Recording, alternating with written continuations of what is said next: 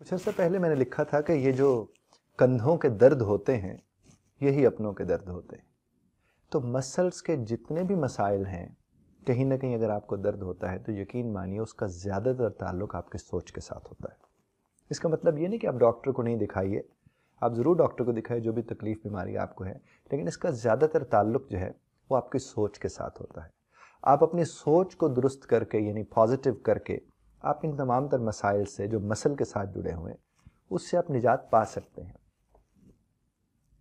मैं अक्सर husband and wife से कहता हूं कि वो लोग जो एक दूसरे के लिए राहत हैं, अगर वो एक दूसरे के लिए राहत का सबब नहीं बन रहे होते तो फिर कहीं ना कहीं वो उनके मसल्स पुल हुए होते हैं। और ये मसल पुल कैसे होते हैं? ये सोच पुल करती है। जिस सोच को आप पालते हैं, जिस नेगेटिविटी को आप देखते हैं, उससे फिर ज़ाहिर है आपके रिश्ते ख़राब होने के भी इम्कानात होते हैं। अभी एक बात मैं आपसे जो अर्ज़ करने लगा हूँ उस पर ज़रा ध्यान से सुनिएगा। मैं अक्सर कहता हूँ कि अगर आपका डॉक्टर आपको इजाज़त देता है तो हस्बैंड वाइफ को ना चिड़ी छक्का खेलना चाहिए, बैडमिंटन। जितना गुस्सा है उस चिड़ी पे निकाल दीजिए। इससे ये होगा कि आपकी वो जो एनर्जी है एक्सरसाइज वाली भी आपके पास आ जाएगी और पॉजिटिवली आप उसको डील कर रहे होंगे अपनी एनर्जी को। दूसरा, मैं हस्बैंड वाइफ से कहता हूँ कि वो अपने घर में लूडो खेला करें, चूँकि गेम कुछ खेलनी चाहिए। जब वो लूडो खेलेंगे तो लूडो वाहिद है कि वाहिद यानी गेम है कि जिसमें आप उम्र के जितने बड़े हिस्से में पहुंच जाएं, इसमें चीटिंग करने का अपना एक मज़ा होता है। आप उससे लुत्फ ले सकते हैं। वो जो गोटियां छुपा ली, गोटी खाम खा, वो कहते हैं गोटी मेरी पुग गई है वगैरह वगैरह, बच्चे भी उसमें आपके साथ शामिल हो सकते हैं। तो ये जो है गेम, इससे बहुत फ़र्क पड़ता है। आपका वो जो स्ट्रेस है उस रिलेशनशिप में, उसके ख़ात्मे के इम्कानात पैदा होते हैं। दूसरी बात, हस्बैंड वाइफ को जिस बात का ख्याल रखना चाहिए कि कोशिश करें कि सवेरे जब घरों से निकलने का वक्त होता है, अगर हस्बैंड जा रहा है या हस्बैंड वाइफ दोनों घर से निकल रहे हैं, उस वक्त वो कोशिश करें, एफर्ट डालें कि उस वक्त जितनी बड़ी उलझने वाली बात आ जाए उस वक्त नहीं उलझना, एक दूसरे को थोड़ा स्पेस देके थोड़ा बर्दाश्त करके निकलना है, ताकि इब्तदा बड़ी अच्छी हो उस दिन की, और फिर वो सारा दिन जो उनका पूरा दिन है उसके बेहतर होने का इम्कान होता है। इसी तरह से जो शाम का वक्त होता है, जब शाम को हस्बैंड घर वापस आता है या दोनों घर वापस आते हैं, ये भी बेहतरीन वक्त होता है। और इस वक्त भी आप बुनियाद रख सकते हैं कि आपका उसके बाद का वक्त ख़राब गुजरना है या ठीक गुजरना है। उस वक्त भी आप थोड़ा बहुत चीज़ों को बर्दाश्त कर लें। तो ये दो बहुत अहम वक्त होते हैं आपकी लाइफ के, वो जो सवेरे आप निकल रहे होते हैं घर से और शाम को जब आप वापस पहुंचते हैं।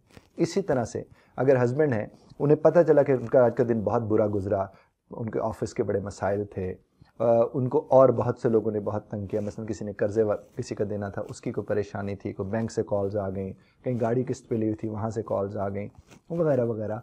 हो सकता है बॉस ने अच्छा खासा झाड़ दिया हो।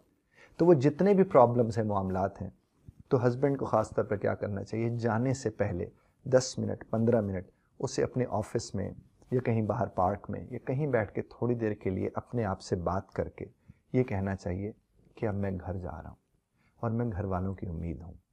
मैं अगर यहाँ से चिड़चिड़ा होके, यहाँ से तंग होके जाऊँगा तो वो वक्त जो मेरे इंतज़ार में गुजार रहे हैं वो सारा दिन वो लोग, वो चाहे मेरे बच्चे हों, बीवी हो, बहन हो, भाई हों, वालदा हों, वालिद हों, मुझे उन तक ये स्ट्रेस नहीं लेकर जाना, क्योंकि उनके पास हल नहीं है।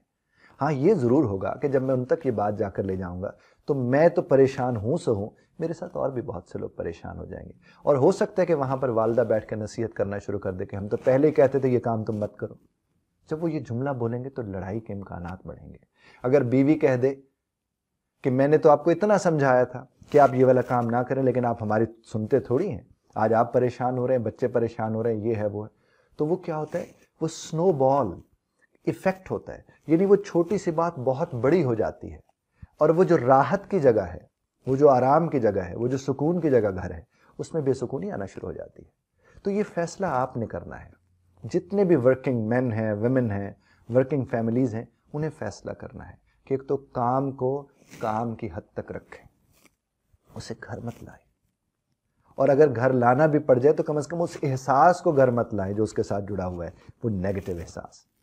एक बीवी है, वो सारा दिन काम करती है, मतलब 2 बजे दोपहर को अगर वो तशरीफ़ लाती हैं, 3 बजे दोपहर को तशरीफ़ लाती हैं, वो जब वहाँ पर आ जाती हैं तो उसके बाद का जो वक्त है उसको भी उसी तरह उन्हें देखना है। अगर वो वापस लौटी हैं 3 बजे और आते ही उन्हें पता है कि सास तो बैठी होंगी सामने, और अगर उन्होंने मुझे उस नज़र से देखा जिससे वो देखती हैं, तो मेरा तो सारा दिन गारत गया اور پھر وہیں سے الجھن شروع ہوتی ہے کہ میں ساری محنت کر کے آ رہی ہوں، اسی لیے آ رہی ہوں نا کہ ان کے جو بچے ہیں ان کی فیسیں بھرنی ہوتی ہیں، اور میں اتنی محنت کر کے تھکی ہاری ہوں، آج میری ماں ہوتی تو میرا کس طرح سے خیال رکھتی. تو یہ الٹا شاباش دینے کے یہ میرے خلاف ہو کے بیٹھی ہوں، یا یہ کس طرح مجھے گھری ڈال کے انہوں نے دیکھا. یہ تو بالکل ہی خوش نہیں ہے کہ میں باہر جا کے کام کروں، حالانکہ میں شوق سے تھوڑی جاتی ہوں. اتنا تھکا ہے بندہ کچھ پوچھنے تو درکنار، شاباش بھی نہیں دینی. اور الٹا یہ والا جملہ جو نظر کا جملہ ہے ان تک پہنچ جاتا ہے. اس سے وہ بچ سکتے ہیں. وہ آئیں اور یہ ایکسیپٹ کر کے آئیں کہ وہ ایسے کرتی ہیں. جب وہ یہ ایکسیپٹ کر کے آئیں گے تو وہ ہرٹ نہیں ہوں گے.